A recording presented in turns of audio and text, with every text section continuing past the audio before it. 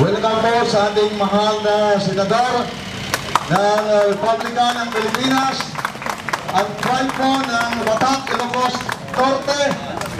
Walang iba kundi ang ating mahal na senador, Bongbong Ferdinand Marcos. Mahal sa bayan po ng mga unan.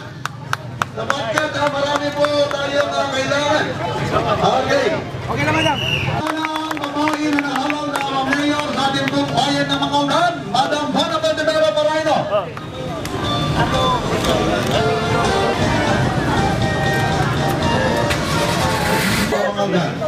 Once again, palagpakan po natin ang malakas! Ang mga presidente ng bansa!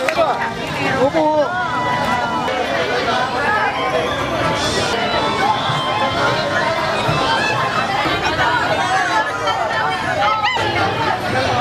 Ayan po mga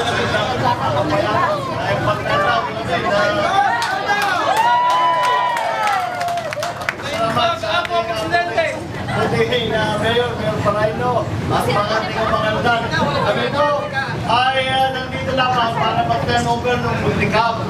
Yung siguro, ito na yung mga huli ng PNAF dahil wala na, ngayon wala ng PNAF. Kaya swerte naman at tayo umabot pa. Ito namin mga multicam. Eh, pupunta rin kami sa Bayambang kasi meron silang nasisindihan na barbecue na hinahapon nila ang Guinness World Record. 9 na kilometro, 8 kilometro yung isang barbecue. Kaya para bisita na magpapakain nata ang Bayambang para sa ating lahat. So, maraming salamat at nakita ko kayo lahat. Siguro, magtulakan muna tayo. Wala pa, masyado na umaga para sa mga desisyon na yan.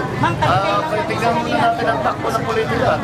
Alam natin mabilis ang magbabago dito sa atin sa Pilipinas.